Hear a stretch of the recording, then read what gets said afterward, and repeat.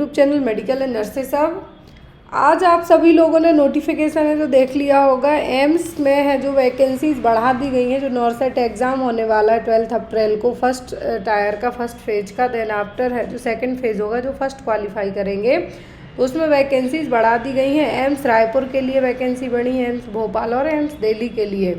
तो जो भी लोग तैयारी कर रहे हैं अलग अलग एम्स के लिए, नॉर्सेट 8 देने के लिए, मैं उनको बता दूं कि आपकी वैकेंसी सभी एम्स की नहीं बढ़ी है, ओनली 3 एम्स की बढ़ी है। मैंने वीडियो के थ्रू भी अपडेट किया है और आप लोग ऑफिशियल वेबसाइट पर भी टाइम टू टाइम अपडेट रहिए। दूसरी चीज़, GMCH चंडीगढ़ में भी वैकेंसी आ गई है, 400+ वैकेंसी है। ऑनलाइन है जो आपके फॉर्म जाने हैं। KGMU में भी आ गई हैं। तो सब लोग तैयारी ज़ोरों तोरों से कीजिए। और 15 अप्रैल को आप सभी लोगों के लिए एक बिग धमाका रहने वाला है मेडिकल एंड नर्सेस सब की तरफ से। आपके हर एक एग्ज़ाम के लिए, चाहे वो आप स्टेट लेवल दें, सेंट्रल लेवल दें, हर एक एग्ज़ाम के लिए नर्सिंग प्लस नॉन नर्सिंग है जो उसका पूरा कंटेंट है जो तैयार करके आपको अवेलेबल करवाया जाएगा। चार्जेस बहुत ही ना के बराबर रहने वाले हैं।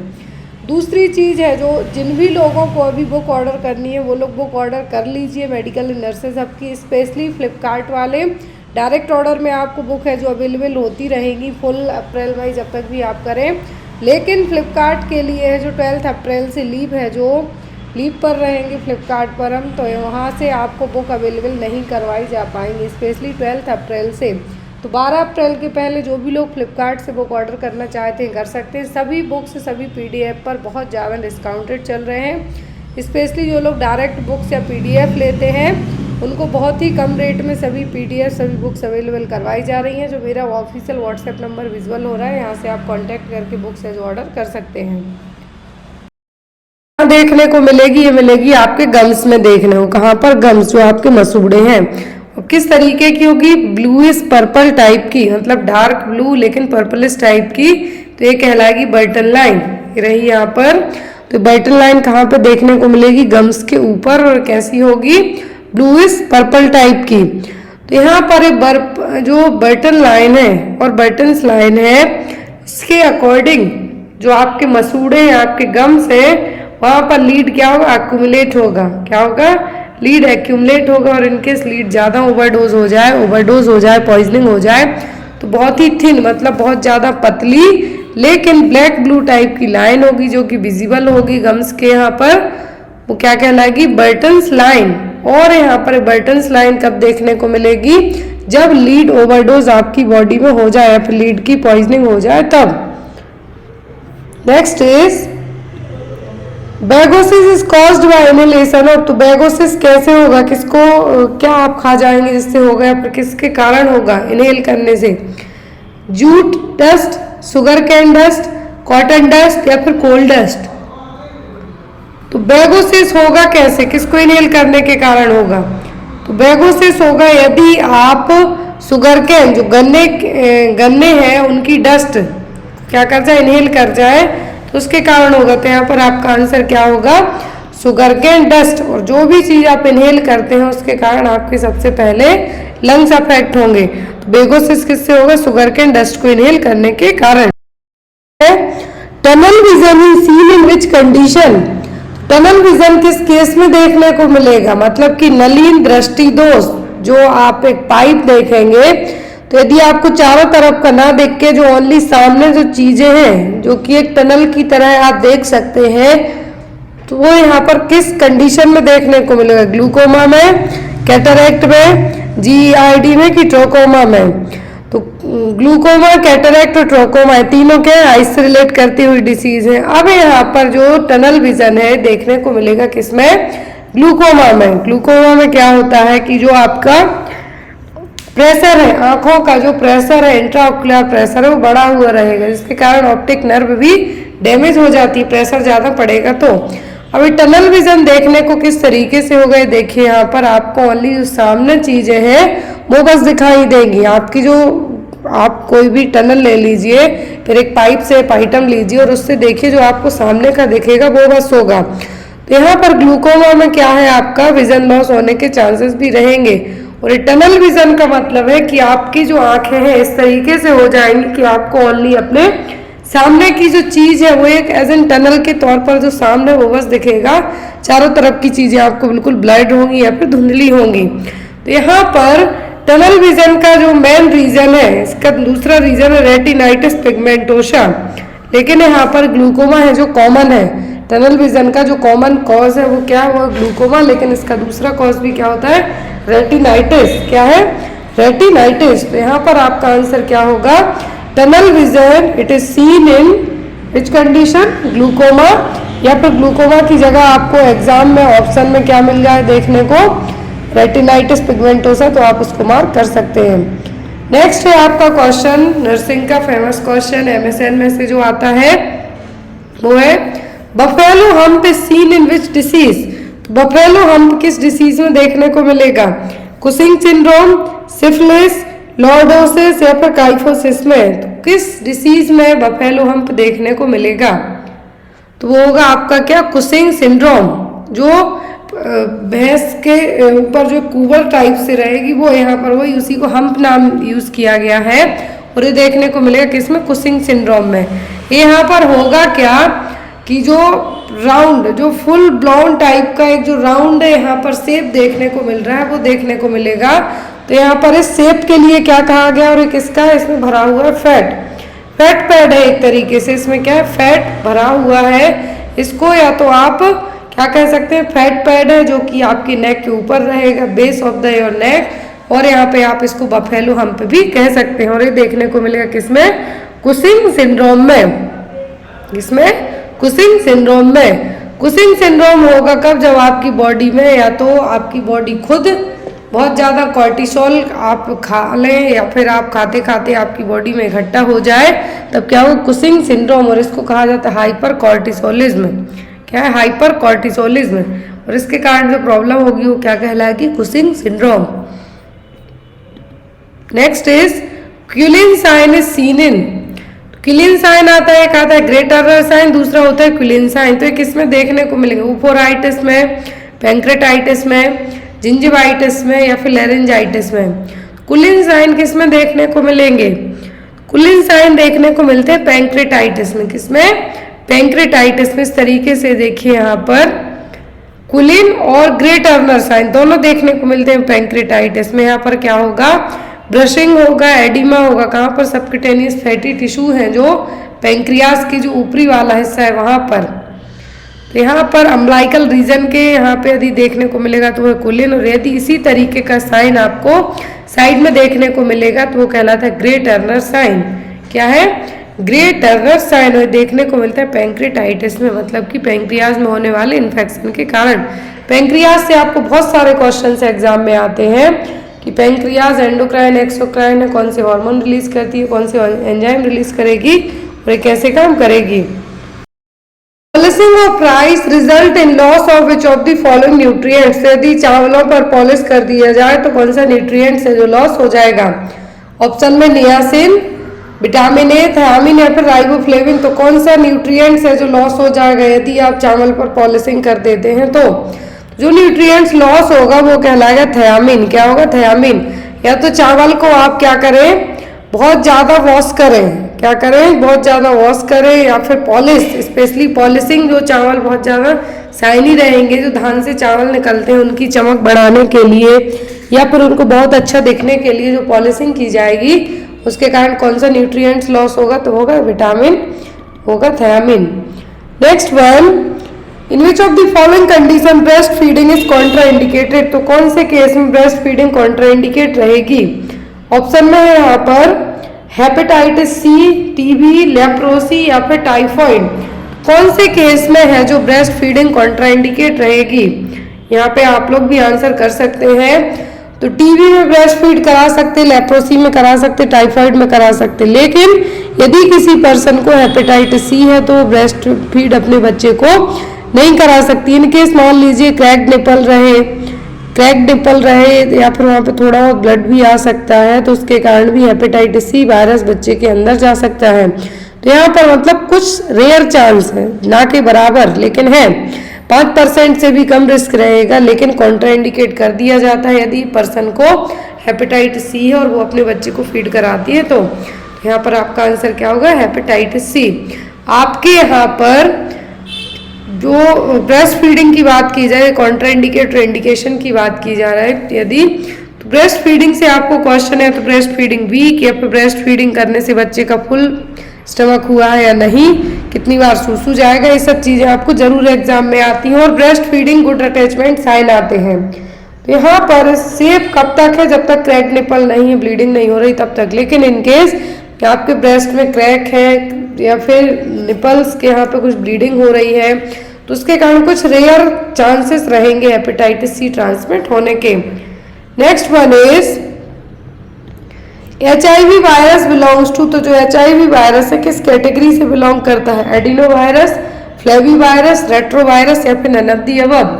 तो HIV वायरस कौन सी कैटेगरी से बिलोंग करता है? HIV वायरस बिलोंग करता है रेट्रो वायरस फैमिली से। कौन सी? रेट्रो वायरस फैमिली, जो कि एक RNA वायरस है और जो भी जीनों में उनकी कॉपी करता है। क्या है? कॉपी करेगा। तो यहाँ पर सेम एज होता है HIV में, पर्सन की जो बॉडी है उसमें उसकी खुद की जो एंटीबॉडीज है उनको क्या लगेगा कि ये कॉमन है, लेकिन उसकी कॉपी करेगा, जैसे कोविड में हो रहा था। यहाँ पर HIV को इस फैमिली से बिलोंग करता है, रेट्रो वायरस से। एडिनो वायरस से जो फीवर के लिए, सोर थ्रोट के लिए, जो UTI के लिए रिस्पॉन्सिबल वायरस है वो होंगे।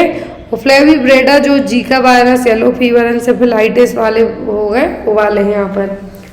Next one, brain is stored in which preservative for autopsy study.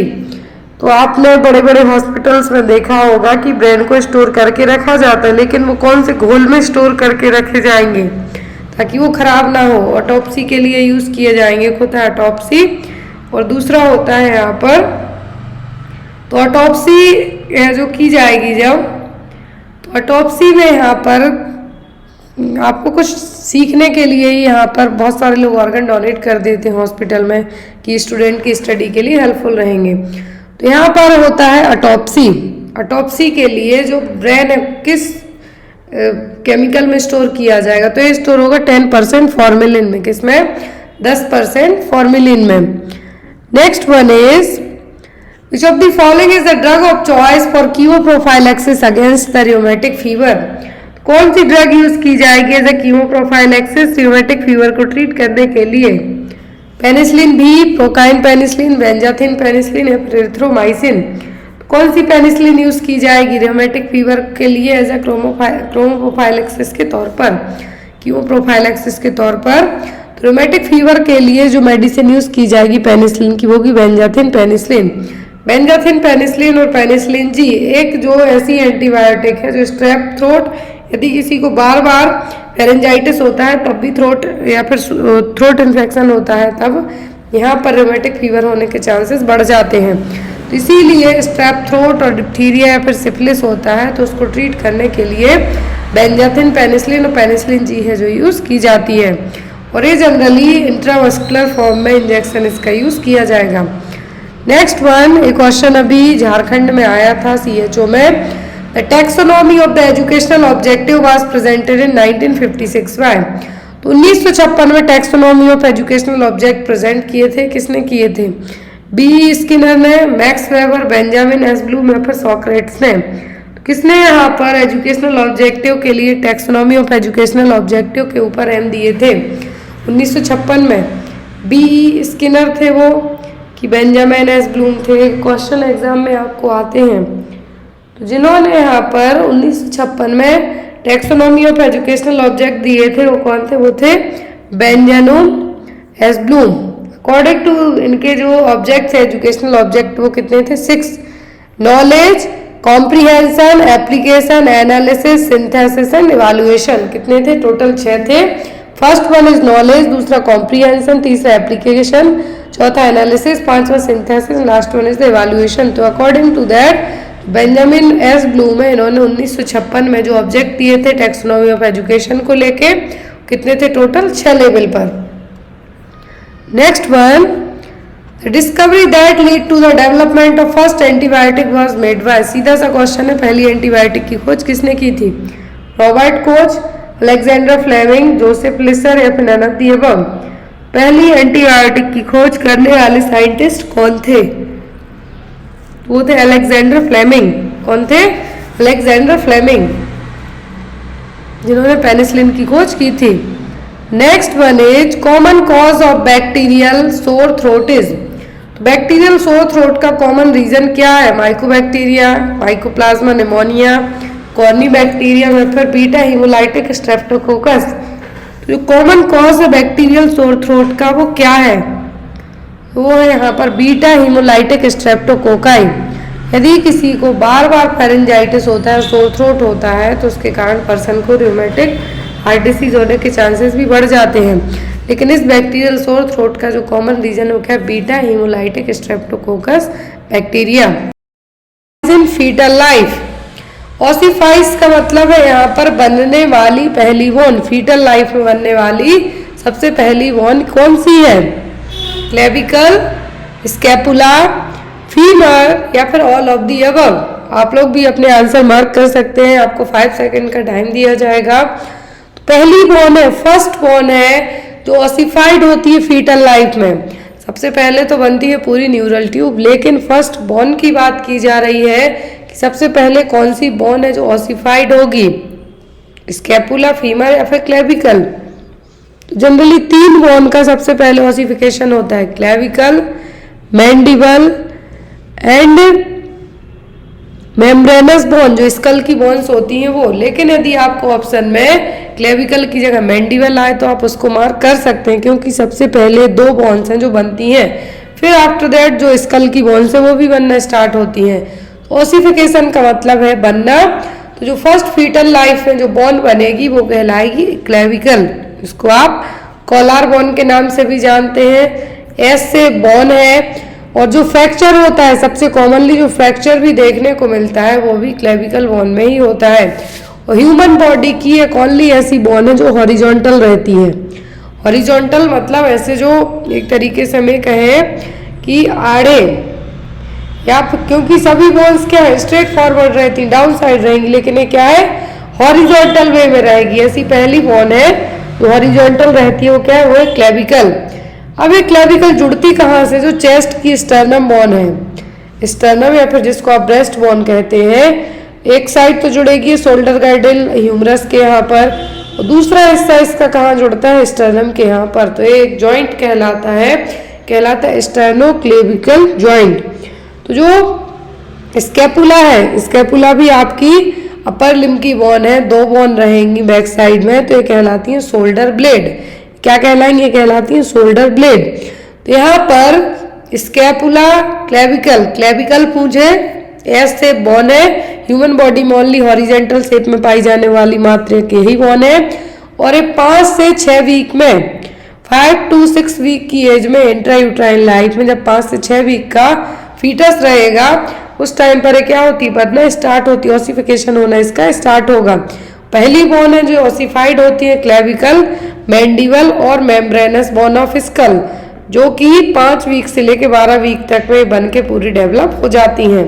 तो यहाँ पर आपका आंसर यदि पूछे कि पहली ऑसिफाइड बोन कौन सी है तो होगी क्लेविकल। क्लेविकल नहीं है यदि ऑप्शन में तो मैंडिबल रहे तो आप मैंडिबल को भी मार्क कर सकते हैं। नेक्स्ट है यहाँ पर A clinical symptom of Wasting syndrome in AIDS includes all. Wasting syndrome, AIDS में जो वास्टिंग सिंड्रोम है इसके सभी क्लिनिकल सिम्टम है किसी एक को छोड़कर। Involuntary weight loss, chronic diarrhoea, protein energy malnutrition, oesophageal candidiasis. क्या है जो यहाँ पर सिम्टम होंगे एड्स के? एड्स के सिम्टम है जो क्या होंगे? तो वास्टिक सिंड्रोम क्या होगा कि वेट लॉस होना। एड्स वाले मरीज में क्या होगा? HIV एड्स में वेट लॉस होगा। वास्टिंग सिंड्रोम का मतलब है कि पूरी बॉडी का 10% वेट है जो क्या हो जाना? लॉस हो जाना। सडनली 10% तक वेट लॉस होना वो कहलाता है वास्टिंग सिंड्रोम। इसमें सडन इनवॉलेंट्री वेट लॉस होगा, और वेट लॉस कैसे होगा? डायरिया के कारण हो सकता है। क्या है? डायरिया के कारण हो सकता है। फीवर लंबे टाइम तक रहेगा, यदि 30 दिन तक कंटिन्यू फीवर रहता है तो भी आपको कोई, यदि इवन 15 दिन तक भी कंटिन्यू फीवर है तो भी आपको कोई डिसीज है जो फाइंड आउट डायग्नोस हो सकती है। 30 दिन तक यदि लंबा फीवर रहे, डायरिया हो, इनवॉलेंट्री वेट लॉस हो, तो यहाँ पर साथ ही साथ आपका वेट लॉस तो होगा ही, फैट और मसल्स में भी लॉस होगा, फैट प्रोटीन मसल सब कुछ लॉस होगा, पीएम की कंडीशन भी यहाँ पे डेवलप होगी। तो वास्टिंग सिंड्रोम का मतलब सडनली वेट लॉस होना। तो यहाँ पर आपका आंसर क्या होगा? Option number A, involuntary weight loss, chronic diarrhoea, protein energy, malnutrition. So here is the right answer is option number A. Wasting syndrome refers to unwanted weight loss of more than 10% of person's body weight. 10% से भी ज़्यादा body weight के वजन का loss होना, जो कि diarrhoea, weakness, fever के कारण हो सकता है। मान लीजिए यदि 150 पाउंड का मैन है, 150 पाउंड वेट है किसी पर्सन का, वेट लॉस 15 पाउंड और उससे ज़्यादा हो जाए, तो इतने जल्दी वेट का लॉस होना क्या कहलाएगा? Wasting syndrome. Next one is primary PPH occurs within hour of delivery. Primary postpartum haemorrhage है तो कितने घंटे के अंदर डिलीवरी के कंसीडर किया जाएगा? 6 से 24 या फिर 12 आवर। एक होता है प्राइमरी, दूसरा होता है सेकेंडरी पीपीएच। सेकेंडरी में आफ्टर 24 आवर कंसीडर किया जाएगा, ब्लीडिंग होती है। जो अमाउंट है ब्लीडिंग का वो कितना होता है? 500 ml तक। कितना? यदि डिलीवरी के बाद 500 ml से ज़्यादा ब्लड लॉस होता है तो वो कंडीशन कहलाएगी पोस्टपार्टम हेमरेज। इंडिया में सबसे कॉमन जो मैटरनल डेथ का रीजन है वो क्या है? वो है हेमरेज और ब्लीडिंग। तो प्राइमरी में विद इन 24 आवर के, कितना? विद इन 24 घंटों के अंदर, डिलीवरी के विद इन 24 घंटों के अंदर यदि 500 ml से ज़्यादा ब्लड लॉस हो जाए वो कहलाएगा प्राइमरी पोस्टपार्टम हेमरेज। क्या होगा? Primary postpartum haemorrhage. और इसका एक मेन रीजन होता है वो होता है एटॉमिसिटी ऑफ द यूट्रस। क्या होगा?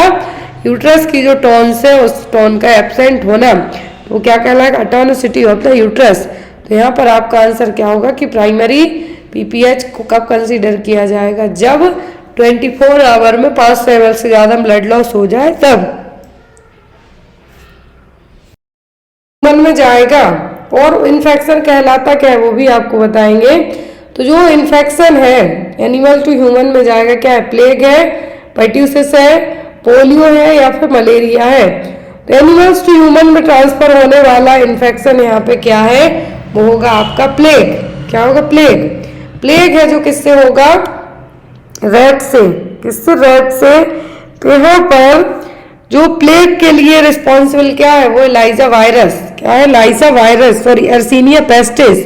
तो एर्सीनिया पेस्टिस रहेगा कहाँ पर? जो इन्फेक्टेड माउस रहेंगे, चूहे रहेंगे उनमें। प्लेग को ब्लैक डेथ के नाम से भी कंसीडर किया गया है। पर्ट्यूसिस होता है बॉर्डेटेला पर्ट्यूसिस नाम के बैक्टीरिया से, जो कि 2 साल की उम्र तक के बच्चों को सबसे ज्यादा अफेक्ट करता है। पोलियो है जो कि पोलियो वायरस से होने वाला इन्फेक्शन है। मलेरिया फीमेल एनाफ्रीज मॉस्किटो के बाइट करने के कारण होने वाला बुखार है यहाँ पर। तो प्लेग क्या है? एक जोनेटिक डिसीज है। जोनेटिक का मतलब जो डिसीज एनिमल्स टू ह्यूमन में ट्रांसफर होगी, और ये जनरली एर्सीनिया पेस्टिस, इसका कॉजेटिव एजेंट क्या है? एर्सीनिया पेस्टिस। जो भी एर्सीनिया पेस्टिस क्या हो गया यहाँ पर? एक बैक्टीरिया हो गया। लेकिन ये बैक्टीरिया रहेगा कहाँ से? जो मैमल्स है, स्मॉल मैमल्स, यहाँ पर जनरली प्लेग फैलता है चूहों के कारण। उन्हीं के थ्रू जो फ्लीज रहेंगे उनसे जो बैक्टीरिया जाएंगे आपकी बॉडी में, को इन्फेक्शन देंगे। प्लेग को ब्लैक डेथ भी कंसीडर कर दिया गया है क्योंकि ये भी एक महामारी के तौर पर उभर चुकी है। Next one, the most common cause of UTI is. तो यूटीआई का सबसे कॉमन कॉज क्या है? यूरिनरी ट्रैक्ट इन्फेक्शन का मेन रीजन क्या है? क्लेबिसेला, सिट्रोबैक्टर, इकोलाई या फिर प्रोटियस वल्गैरिस। किसके कारण यूटीआई सबसे ज्यादा होता है? एज कंपेयर टू मेल के फीमेल में यूरिनरी ट्रैक्ट इन्फेक्शन ज्यादा होता है क्योंकि इनमें जो यूरेथ्रा की साइज होती है वो कम होती है कंपेयर टू मेल के। मेल में यूरेथ्रा साइज है जो एस शेप में रहेगी, बाकी जो फीमेल में क्या रहेगी? साइज है यूरेथ्रा की शॉर्ट होगी, इसीलिए इकोलाई जो बैक्टीरिया इनको एंट्री करना आसान रहेगा। मोस्ट ऑफ दी बैक्टीरिया तो जो वेजाइना का एसिडिक पीएच है इसके कारण मर जाते हैं, लेकिन कुछ कुछ एंट्री कर जाएंगे और उनमें से कॉमन क्या है? इकोलाई, जो कि यूटीआई के लिए रिस्पॉन्सिबल है। ऐसा नहीं कि ओनली फीमेल के लिए, मेल फीमेल दोनों के लिए रिस्पॉन्सिबल है। Next one, warfarin toxicity can be treated by. तो वारफेरिन यदि ओवरडोज हो जाती है, वारफेरिन ओवरडोज हो जाती है, एंटीकोआगुलेंट है ये, क्या इसकी टॉक्सिसिटी को ट्रीट करने के लिए देंगे? Protamine sulphate, acetyl cysteine, heparin या फिर फाइटोनाडियोन और विटामिन के। वारफेरिन एक टेराटोजेनिक ड्रग है, इसको प्रेगनेंसी में कभी भी नहीं दिया जाता क्योंकि ये प्लेसेंटा को क्रॉस करके क्या करेगी, बच्चे को हार्म पहुंचाएगी। जबकि हेपेरिन प्रेगनेंसी में आप दे सकते हैं। हेपेरिन यदि ओवरडोज होती है तो protamine sulphate as an antidote के तौर पे देंगे, लेकिन यदि वारफेरिन का ओवरडोज होता है तो होगी फाइटोनाडियोन और विटामिन के। वारफेरिन एक ऐसी यहाँ पर हेपेरिन वारफेरिन के डिफरेंस की बात करें हम कि प्रेगनेंसी में कौन सी सेफ रहेगी, तो वो होगी हेपेरिन। वारफेरिन कभी भी प्रेगनेंसी में नहीं दी जाती। जब आप हेपेरिन दे रहे हो या वारफेरिन दे रहे हो तो आपके साथ मेडिकेशन ट्रे में इसके एंटीडोट भी अवेलेबल होने चाहिए। Next one is what is the standard method of removal of impacted cerumen from the external canal. तो जो सेरुमेन वैक्स है आपके कानों में जो जमता है येलो कलर का रहेगा, तो वो जनरली कौन सी मेथड से रिमूव करना सही है? इरिगेशन से, सक्शन से, इंस्टॉलेशन ऑफ ईयर ड्रॉप्स या फिर इंस्ट्रूमेंटेशन से। तो आपने बहुत सारे वीडियोस देखे होंगे ईयर इरिगेशन के लिए, जिसमें कुछ में ईयर ड्रॉप्स के जो बड्स है उससे निकालते हैं तो आपका जो ईयर ड्रम है वो भी डैमेज हो सकता है। लेकिन यहाँ पर जो सबसे अच्छी और स्टैंडर्ड मेथड होती है वो होती है ईयर इरिगेशन के थ्रू जो भी सेरुमेन वैक्स है उसको बाहर निकाला जाता है। तो यहाँ पर ईयर इरिगेशन क्या है, सबसे मोस्ट इम्पॉर्टेंट और स्टैंडर्ड मेथड है एक्सटर्नल कैनाल का। जो आपका जो एक्सटर्नल कैनाल में क्या है, यदि जो सेरुमेन वैक्स जमा हुआ है उसको निकालने के लिए। नेक्स्ट वन,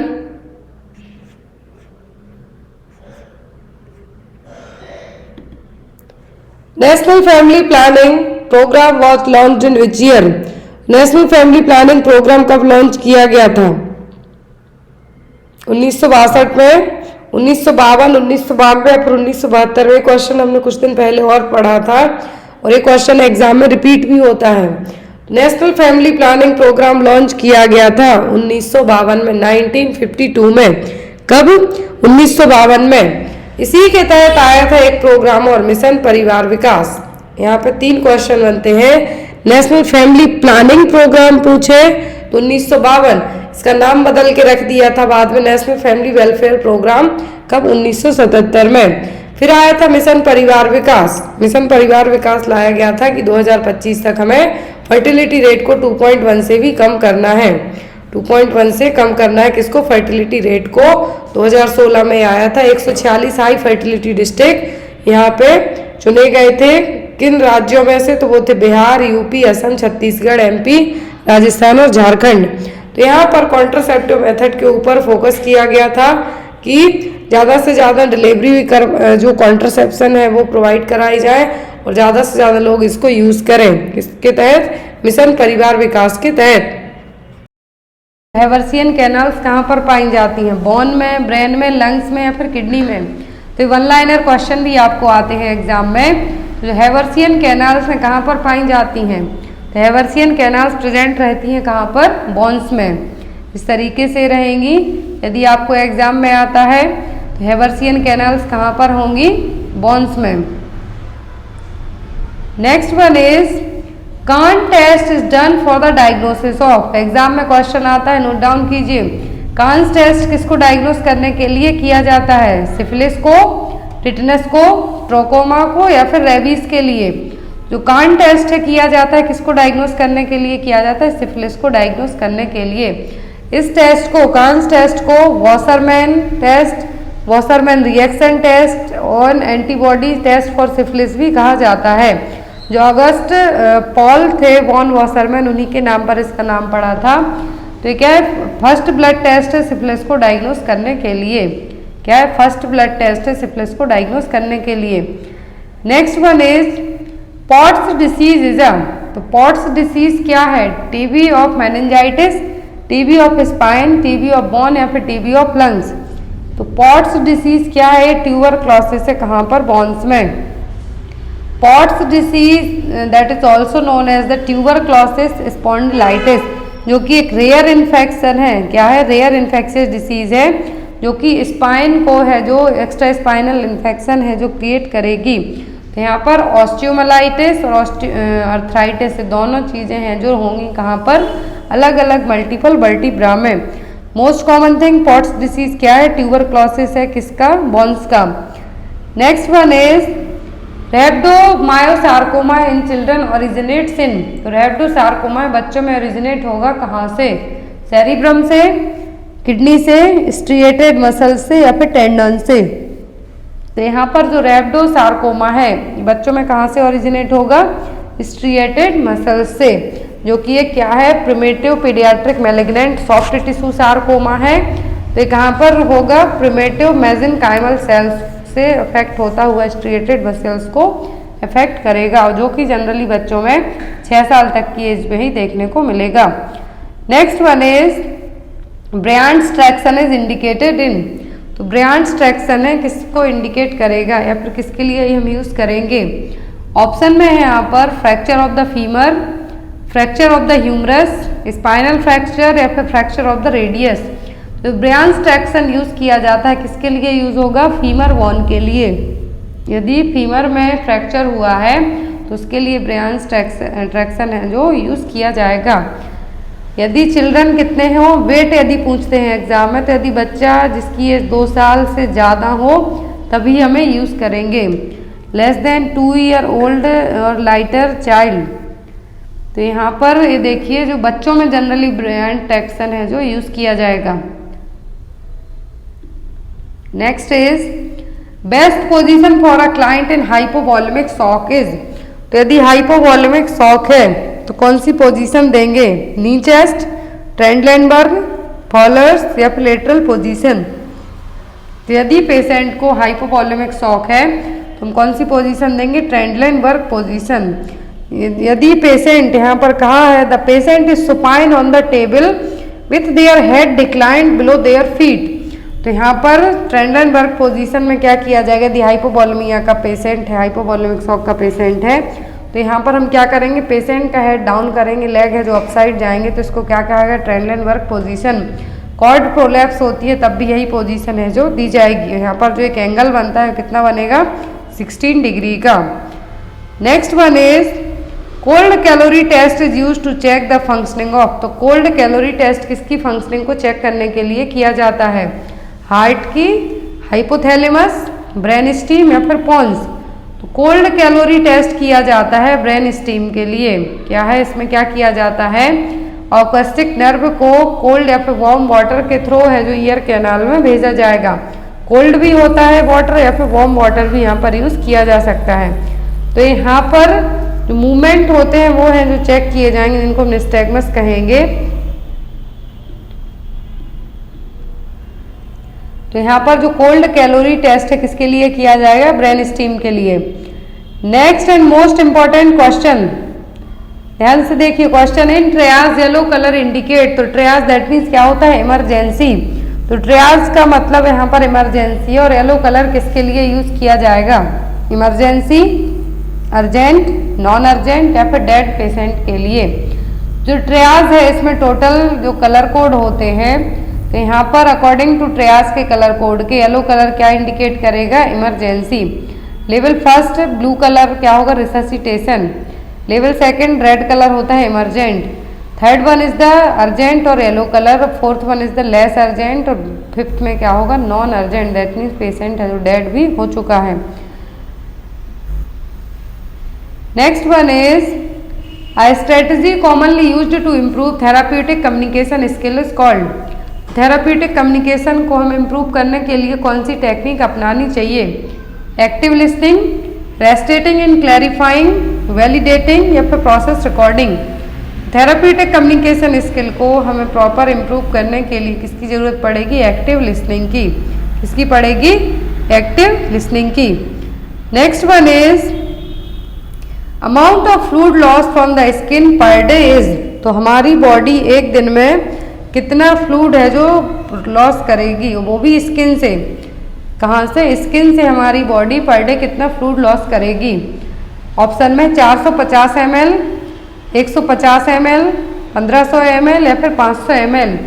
तो ह्यूमन बॉडी स्किन से यदि बात की जा रही है तो पर डे 450 ml है जो फ्लूइड लॉस करेगी। कितना? 450 ml लॉस करेगी या फिर 0.5 ml फ्लूइड को लॉस करेगी। तो यहाँ पर यदि एग्जैक्ट रेंज पूछते हैं तो 450 ml किडनी 1.5 लीटर करेगी, रेस्पिरेटरी ट्रैक्ट से 0.4 लीटर होगा, जीआई ट्रैक्ट से 0.2 और स्किन से 0.45 ml। Next one is early sign of Parkinson's diseases. तो पार्किंसंस के अर्ली साइन क्या हैं? रिजिडिटी, ट्रिमर, ब्रेडिकार्डिया या फिर अकाइनेसिया। तो पार्किंसन के एग्जाम में जनरली साइन आते हैं। तो पार्किंसंस का जो अर्ली साइन है सबसे पहले देखने को मिलेगा वो होगा ट्रिमर। आपके हाथ हैं जो कपाए हुए टाइप के रहेंगे, आपके हाथों में है जो उतना ज़्यादा एक तरीके से हम ये कह सकते हैं कि स्विंगिंग है जो आपके हाथ इजीली होने लगेंगे। पार्किंसंस डिसीज़ क्या एक डिजेनरेटिव डिसऑर्डर है जिसमें जो नर्व सेल्स हैं अफेक्ट होंगी, जो कि यहाँ पर क्या कॉज करेंगी, जो साइन होंगे। और इसके लिए कौन सा न्यूरोट्रांसमीटर रिस्पॉन्सिबल होगा? तो होगा डोपामाइन। क्या होगा? डोपामाइन का लेवल इस पर क्या होगा? पार्किंसन में कम होगा। सफलिंग गेट एग्जाम में क्वेश्चन आता है। Tremor, shuffling gait, stooped posture and mask facial expression है 4 कॉमन क्लिनिकल या फिर गोल्डन साइन है किसके? पार्किंसन के। Stooped posture, rigidity, mask like face, shuffling gait and tremors किसके कारण होगा? डोपामिन की कमी के कारण। Next and most important question, which of the following anti platelet is a prodrug. तो इनमें से कौन सी है जो कि एंटी प्लेटलेट प्रोड्रग है? एस्प्रिन, डाइप्रामेडोल, टेक्लोपिडिन या फिर एबेक्सिमेब। तो कौन सी मेडिसिन है यहाँ पर जो कि क्या anti platelet pro group medicine है? Sorry, anti platelet pro drug है यहाँ पर। तो कौन सी एंटी प्लेटलेट प्रो ड्रग? तो यहाँ पर एंटी प्लेटलेट प्रो ड्रग है वो है टाइक्लोपिडिन। क्या है? टाइक्लोपिडिन, जो कि ब्रांड नेम टिकलेट के नाम से मार्केट में अवेलेबल है। जो थ्रोम्बोटिक स्ट्रोक्स होते हैं उनको है जो ट्रीट करने के लिए यूज़ की जाती है, या फिर थ्रोम्बोटिक स्ट्रोक में जो क्या होगा एम्बुलेंस है उसको प्रिवेंट करने के लिए यहाँ पर यूज़ की जाएगी, जो कि एक एंटी प्लेटलेट ड्रग है। यहाँ पर किस फैमिली की है? थियोनाप्राडाइन फैमिली की मेडिसिन है यहाँ पर ticlopidine. Next one is ergometrine is used in. Ergometrine है किसके लिए यूज़ की जाती है? पीपीएच के लिए, कॉन्ट्रासेप्शन, इंडक्शन ऑफ लेबर या फिर ब्रेस्ट एंगोर्जमेंट। तो अर्गोमेट्रिन है जो यूज़ की जाती है पीपीएच को ट्रीट करने के लिए। लेकिन जब पेशेंट को हार्ट डिसीज, हाई बीपी हो तब हम अर्गोमेट्रिन क्या करेंगे? कॉन्ट्राइंडिकेट करेंगे। एग्जाम में क्वेश्चन आता है अर्गोमेट्रिन का कॉन्ट्राइंडिकेशन। तो क्या? हाइपरटेंशन और हार्ट डिसीज, बहुत सारे हैं लेकिन मोस्ट कॉमन है यहाँ पर आपको 2 याद रखना है। इंडक्शन ऑफ लेबर के लिए ऑक्सीटोसिन यूज़ किया जाएगा। कॉन्ट्रासेप्शन के लिए जनरली प्रोजेस्टेरोन हार्मोन को यूज़ किया जाता है अलग अलग मेथड के through. Next one is the floating tip of the iceberg represent. Disease को कॉज करने के लिए, फाइंड आउट करने के लिए एक जो फिनोमिना है वो क्या है? Iceberg phenomena. तो यहाँ पर फ्लोटिंग टिप क्या रिप्रेजेंट करेगी? Latent case, clinical case, undiagnosed case या फिर नन ऑफ द अबव। तो जो फ्लोटिंग टिप है आइसबर्ग की क्या रिप्रेजेंट करती है? ये करेगी क्लिनिकल केस को। ये देखिए फ्लोटिंग टिप है यहाँ पर, और एक क्या है जो तैर रही है, और दूसरा है बॉटम। यदि फ्लोटिंग टिप पूछता है तो क्या करेगा? क्लिनिकल केस जो कि दिख रहे हैं वो विजुअल केस, क्लिनिकल केस इसमें आएंगे फ्लोटिंग टिप में।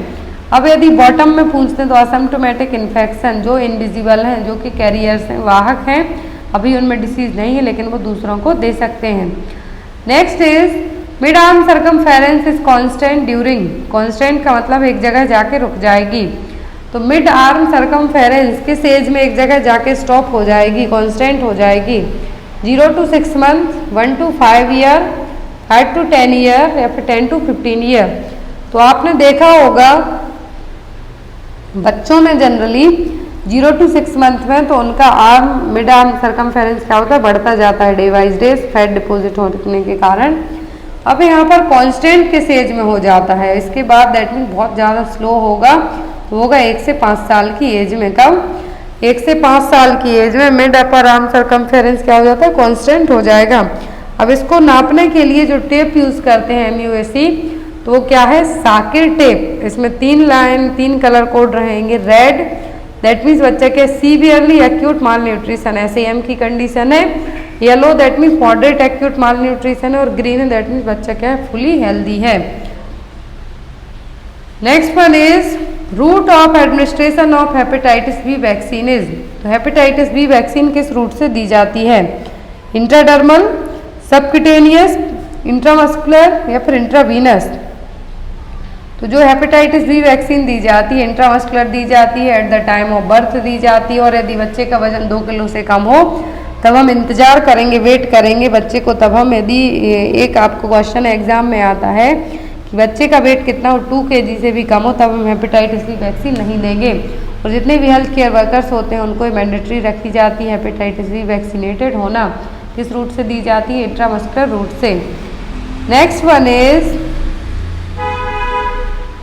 What is the amount of solution should be for giving evacuant enema in adult. Evacuant enema यदि हम किसी पेशेंट को दे रहे हैं, हमें उसका पूरा रेक्टम खाली करवाना है, कितना अमाउंट देंगे सॉल्यूशन का, 100 ml और लेस, 150 ml और लेस, 250 to 500 ml या फिर 500 to 1000 ml। यदि इवाक्वेंट एनीमा देना है हमें किसी एडल्ट पेशेंट को, तो कितना अमाउंट होगा सॉल्यूशन का, 500 से 1000 ml तक। नेक्स्ट वन इज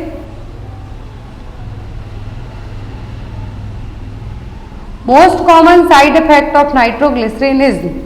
तो नाइट्रोग्लिसरीन किसके लिए दी जाती है, एंजाइना पेक्टोरिस के पेशेंट में चेस्ट पेन के को ट्रीट करने के लिए, फिर ड्रग ऑफ चॉइस हम कह सकते हैं, सबलिंगुअली दी जाती है। क्या साइड इफेक्ट होंगे, abdominal cramp, shortness of breath, increased blood pressure या फिर हेडेक। तो कॉमन साइड इफेक्ट होंगे नाइट्रोग्लिसरीन के, वो क्या होंगे, headache.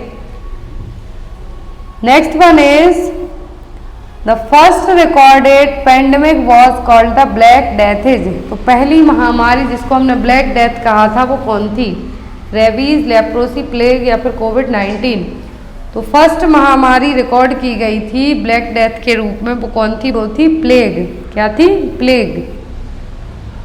Next one is emboli due to DVT goes to. तो डीप वेन थ्रोम्बोसिस के थ्रू जो एम्बुलाई बनेगा वो कहाँ पर जाएगा, स्प्लीन में, लिवर में, लंग्स में या फिर ब्रेन में। तो जो एम्बुलाई डीप वेन थ्रोम्बोसिस के कारण बनेगा, DVT के कारण बनेगा, ए फ्लोट होते हुए कहाँ पर पहुँचेगा, लंग्स में, क्या होगा, जो कि पल्मोनरी एम्बोलिज्म है जो क्रिएट करेगा। Next one is bone dysplasia is due to. तो बॉन्ड डिस्पेसिया किसके कारण होगा, hormonal imbalance, vitamin deficiency, faulty development या फिर फॉल्ट न्यूट्रिशन। बॉन्ड डिस्पेसिया होगा किसके कारण, ये होगा फॉल्टी डेवलपमेंट के कारण। Next one is amount of haemoglobin in a neonate is. तो न्यूनेट में कितना हीमोग्लोबिन होगा, 14 से 16 ग्राम परसेंट, 16 से 18 ग्राम परसेंट, 12 से 14 ग्राम परसेंट या फिर 10 से 12 ग्राम परसेंट। तो एक न्यूनेट की बात की जा रही है, तो कितना होगा, 16 से 18 ग्राम परसेंट तक। नेक्स्ट वन इज पढ़े Bharat campaign is launch by which ministry. Question है यहाँ पर, पढ़े भारत कैंपेन किस मिनिस्ट्री ने लॉन्च किया था, ministry of women and child development, ministry of home affairs, ministry of education या फिर मिनिस्ट्री ऑफ डिफेंस। तो पढ़े भारत कैंपेन लॉन्च किया गया था 2022 में ही इसको लॉन्च किया था मिनिस्ट्री ऑफ एजुकेशन ने। पढ़े भारत कैंपेन अलग है, तो यहाँ पर पढ़े भारत कैंपेन लॉन्च किया था मिनिस्ट्री ऑफ एजुकेशन ने, कब, 10 अप्रैल 2022 को। 1 जनवरी से 10 अप्रैल 2022 तक के लिए 100 दिन का कैंपेन लॉन्च किया गया था पढ़े भारत। तो कब हुआ था, 1 जनवरी से 10 अप्रैल तक का इसके लिए ड्यूरेशन रखा गया था, किसके लिए, 100 दिन तक के लिए। नेक्स्ट क्वेश्चन एग्जाम में जो आ सकता है वो है नाटो, जो कि अभी यूक्रेन और रूस के युद्ध के कारण आया था न्यूज़ में। नाटो का फुल फॉर्म है नॉर्थ एटलांटिक ट्रीटी ऑर्गेनाइजेशन, जो कि 4 अप्रैल 1949 को बनाया गया था। हेडक्वार्टर ब्रुसेल्स में है इसका, लेकिन इसके जो भी छोटे छोटे कंट्रीज़ हैं उनको यहाँ पर ऐड किया गया है। और यूक्रेन और रूस का युद्ध भी इसी के कारण हुआ है कि यूक्रेन को क्या है नाटो देशों में शामिल ना किया जाए। Next one is recently which country don't have the veto power. तो वीटो पावर मैंने आपको बहुत पहले समझाया था। तो यहाँ पर है कौन सा देश जिसके पास वीटो पावर नहीं है, चाइना, फ्रांस, रसिया या फिर यूक्रेन। तो अभी जो वीटो पावर है इसके टोटल परमानेंट मेंबर कितने हैं, जो सदस्य वो हैं रूस, US, UK, China and France क्या है परमानेंट मेंबर, लेकिन यूक्रेन के पास मेंबरशिप नहीं है। क्या है, यूक्रेन के पास इसकी मेंबरशिप नहीं है। नेक्स्ट क्वेश्चन है यहाँ पर clinical sign is seen in the images. तो यहाँ पर इमेज में कौन सा साइन दिखाई दे रहा है, फोर्थ Gill sign, Castell sign, Carnett sign या फिर ब्रुजिंस्की साइन। तो यहाँ पर कौन से साइन को एक जो हेल्थ केयर प्रोवाइडर नर्स है जो असिस्ट कर रही है, डॉक्टर असिस्ट कर रही है, तो यहाँ पर इस साइन चेक किया जाए कार्नेट साइन। कौन सा कार्नेट साइन है जो यहाँ पे यूज़ किया जा रहा है कि एब्डोमिनल पेन है जो किस एरिया में हो रहा है, तो इसके लिए हम क्या कहेंगे कार्नेट साइन। यहाँ पर आपका आंसर होगा ऑप्शन नंबर सी। यहाँ पर इमेज आपको एम्स एग्जाम में आ सकती है, पूछा जा सकता है कि कौन सा साइन है यहाँ पे चेक किया जा रहा है, असेसमेंट किया जा रहा है, तो ये कार्नेट साइन। क्लिनिकल एग्जामिनेशन किया जा रहा है एक्यूट एब्डोमिनल पेन के लिए। नेक्स्ट यहाँ पर जो fourth Gill sign, fourth Gill sign भी एब्डोमिनल वॉल को असिस्ट करने के लिए यूज़ किया जाता है और ये जनरली हेमेटोमा जब कोई इंटरनल ब्लीडिंग वगैरह हुई हो तब। कैसल साइन है जो स्प्लीनोमेगाली को चेक करने के लिए यूज़ किया जाता है। कार्नेट साइन एब्डोमिनल पेन के लिए है, कैसल साइन है जो स्प्लीनोमेगाली के लिए यूज़ किया जाएगा। नेक्स्ट वन इज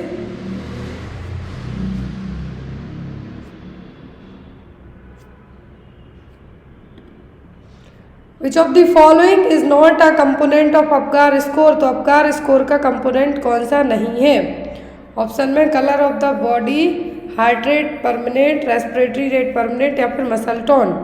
तो यहाँ पर colour of the body check किया जाता है, हार्ट रेट चेक की जाती है, रेस्पिरेटरी एफर्ट चेक किया जाता है और मसल टोन चेक की जाती है। रेस्पिरेटरी एफर्ट रोने के थ्रू चेक किया जाएगा बच्चे का, ना कि रेस्पिरेटरी रेट चेक की जाएगी। तो यहाँ पर आपका आंसर होगा respiratory rate permanent, it can not be checked in the Apgar इसको रेस्पिरेटरी एफर्ट चेक किया जाएगा। रेस्पिरेटरी एफर्ट से आपको पता चलेगा बच्चा प्रॉपर रोता है नहीं, तो इससे पता चलेगा रेस्पिरेटरी एफर्ट। अपीयरेंस मतलब स्किन कलर चेक किया जाएगा, हार्ट रेट चेक की जाएगी, रिफ्लेक्स इरिटेबिलिटी चेक की जाएगी, एक्टिविटी मसल टोन चेक किए जाएंगे, रेस्पिरेटरी एफर्ट चेक किया जाएगा कि बच्चे को सांस लेने में कोई दिक्कत वगैरह तो नहीं हो रही है, वो स्ट्रॉन्ग क्राई करता मतलब बच्चा अच्छा है।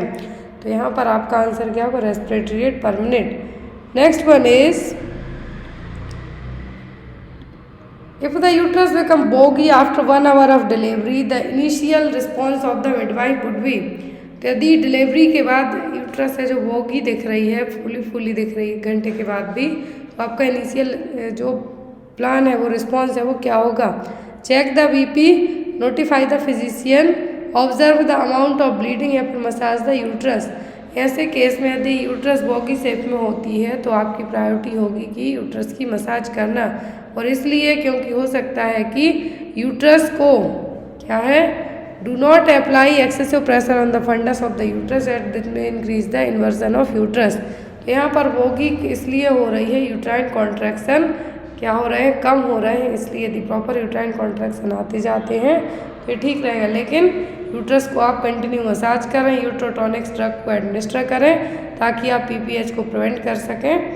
तो यहाँ पर आपका आंसर क्या होगा massage the uterus. Uterotonic drugs कौन सी, oxytocin.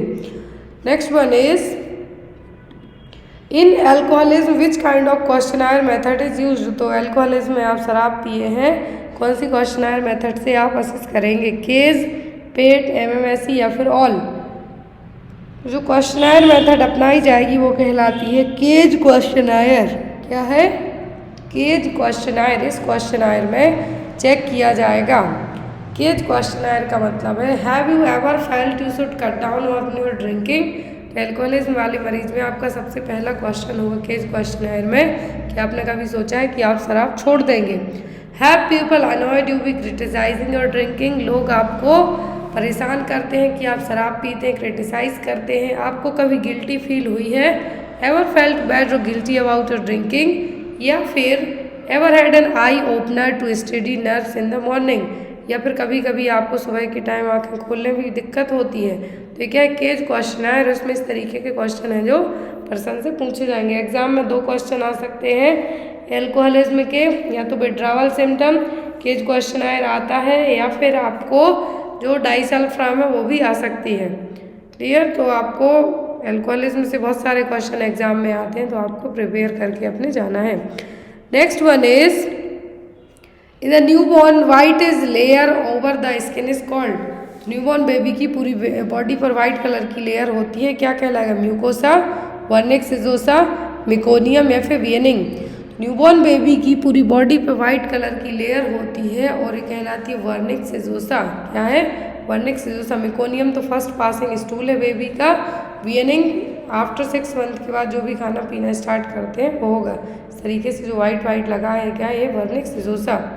Next one is child who is receiving chemotherapy need to avoid, यदि बच्चे को कीमोथेरेपी दी जा रही है तो यहाँ पर आप उसको कहाँ जाने से अवॉइड करेंगे?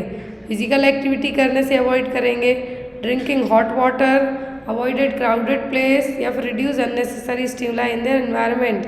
तो यदि बच्चे को कीमोथेरेपी दी जाती है तो कीमोथेरेपी में आप कि जो फर्स्ट प्रायोरिटी होगी बच्चे को भीड़ भाड़ वाले इलाके से अवॉइड करने को कहेंगे। क्यों? क्योंकि कीमोथेरेपी देने के बाद आपकी इम्यूनिटी ना के बराबर बचती है, और ऐसे केस में बच्चे को दूसरे यदि भीड़ भाड़ वाली जगहों पे आप लेके जाते हैं तो बच्चे को इन्फेक्शन होने के और दूसरे इन्फेक्शन होने के चांसेस ज़्यादा रहेंगे। तो बच्चे को जब भी कीमोथेरेपी दी जा रही है तो आप उसके लिए भीड़ भाड़ वाली जगहों पर ले जाने से बचें। आई होप आपको आज की क्लास अच्छी लगी हो। कोई भी डाउट हो तो आप मुझे कमेंट करके पूछ सकते हैं, या फिर मुझे व्हाट्सएप पे मैसेज करके पूछ सकते हैं। एक क्वेश्चन आपके लिए लीव करती हूँ, आप इसका आंसर कमेंट बॉक्स में ज़रूर देना। Kramer's rule is used for, Kramer rules किसको असेस करने के लिए यूज़ किए जाते हैं? जैसे आपने यंग फार्मूला पढ़ा, पार्कलैंड फार्मूला पढ़ा और बहुत सारे फार्मूलाज पढ़े, वैसे ही क्रेमर्स रूल किसको असेस करने में यूज़ किया जाएगा? एस्फेक्सिया, बर्न, एंटेरोकोलाइटिस या फिर जॉइंटिस। तो किसको असेस करने के लिए क्रेमर्स रूल अपनाया जाएगा? तो आई होप आपको आज की क्लास अच्छी लगी हो। Thank you for watching.